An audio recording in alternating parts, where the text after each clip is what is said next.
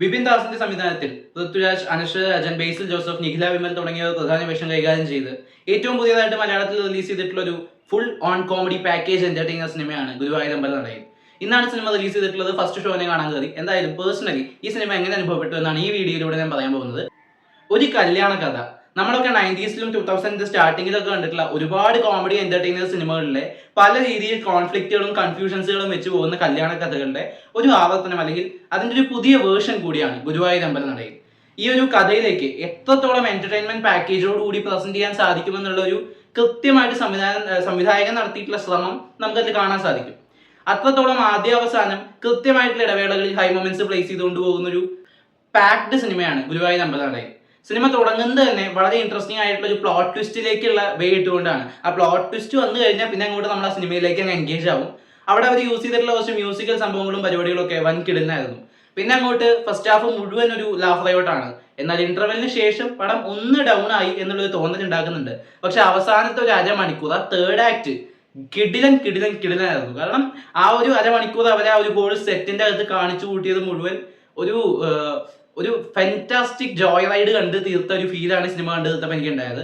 സിനിമയെ ആദ്യ അവസാനം ഏറ്റവും പവർഫുൾ ആയിട്ട് ഹോൾഡ് ചെയ്യുന്നത് പൃഥ്വിരാജും ബേസിൽ ജോസഫുമാണ്. ഇവരുടെ കോമ്പിനേഷൻ സീക്വൻസുകൾ തുടക്കത്തിൽ വൻ കിടിലനായിരുന്നു.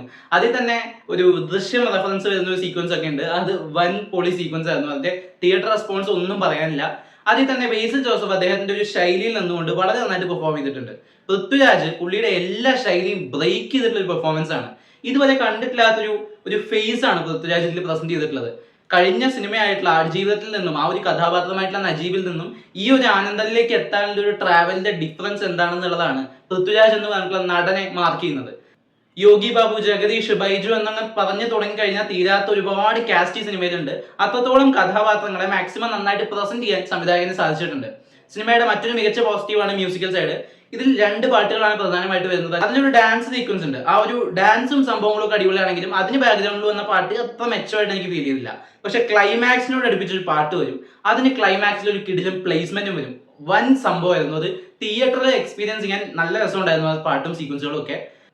ഇനിയും പോസിറ്റീവുകൾ പറയാനാണെങ്കിൽ ഒരുപാടുണ്ടെങ്കിലും ഒരിക്കലും മിസ്സാവാൻ പാടില്ലാത്തൊരു പോസിറ്റീവാണ് ഈ സിനിമയുടെ സെറ്റ് വർക്ക്സ്. രണ്ടാം പകുതിയിൽ അവസാനത്തെ അരമണിക്കൂർ ഗുരുവായൂർ അമ്പലത്തിന് മുമ്പിൽ ഷൂട്ട് ചെയ്തിട്ടുള്ള ആ ഒരു സീക്വൻസുകൾ അത് മുഴുവൻ സെറ്റ് ആയിരുന്നു എന്ന് ഇവർ മുമ്പേ പറഞ്ഞില്ലായിരുന്നെങ്കിൽ എങ്ങനെയാണ് അവിടെ ഷൂട്ട് ചെയ്തതെന്ന് ഞാൻ അത്ഭുതപ്പെട്ടു പോയിരുന്നു. ഞാൻ ഒരുപാട് തവണ പോയിട്ടുള്ള ഒരു സ്ഥലമാണ്. അതുകൊണ്ട് തന്നെ അവിടുത്തെ ഏതാണ്ട് എല്ലാ പോയിന്റ്സും കൃത്യമായിട്ട് ഓർമ്മയുണ്ട്. ആ ഓരോ ചെറിയ മൈന്യൂട്ട് ഡീറ്റെയിൽസും കൃത്യമായിട്ട് ഇത്രയും ഗംഭീരമായിട്ടാണ് അവർ അതിൽ സെറ്റ് ചെയ്ത് വെച്ചിരിക്കുന്നത് എന്നുള്ളതാണ് കണ്ടപ്പോൾ ഞെട്ടിപ്പോയി. അത്രയും ഗംഭീരമായിട്ടുള്ള സെറ്റ് വർക്സിനും സിനിമ കയ്യടി ഇറക്കിക്കുന്നുണ്ട്. മൊത്തത്തിൽ കുറെ കാലമായിട്ട് മലയാള സിനിമ മിസ് ചെയ്തുകൊണ്ടിരുന്ന ഒരു സിനിമയാണ് ഗുരുവായൂർ അമ്പലനടയിൽ. ചെറിയ ക്യാമിയോസ് ഒക്കെ വരുന്നുണ്ട്, ചില നല്ല റെഫറൻസുകൾ വരുന്നുണ്ട്. അങ്ങനെ മൊത്തം ഒരു പാക്കേജ് എന്റർടൈനർ ആയിട്ട് നിങ്ങൾക്ക് പഴയ പോലെ ഈ പാട്ടും ഡാൻസും അടിയിടിയും കോമഡിയും ഒരുപാട് തമാശകളായിട്ട് അങ്ങനെ രസകരമായിട്ട് കണ്ടുപോകാവുന്ന സിനിമയ്ക്ക് ഫാമിലി ആയിട്ട് ടിക്കറ്റ് എടുക്കാൻ താല്പര്യമുണ്ടെങ്കിൽ തീർച്ചയായിട്ടും സെലക്ട് ചെയ്യാവുന്ന സിനിമയാണ് ഗുരുവായൂർ അമ്പലനടയിൽ. ഈ സിനിമ നിങ്ങൾ കണ്ടവരാണെങ്കിൽ സിനിമയെക്കുറിച്ചുള്ള അഭിപ്രായങ്ങൾ കമന്റ് ബോക്സിലൂടെ രേഖപ്പെടുത്തുമെന്ന് വിശ്വസിക്കുന്നു. സിനിമ കണ്ടുപോകുക. നമുക്കിനി മറ്റൊരു വീഡിയോയുടെ വീണ്ടും കാണാം. ബൈ.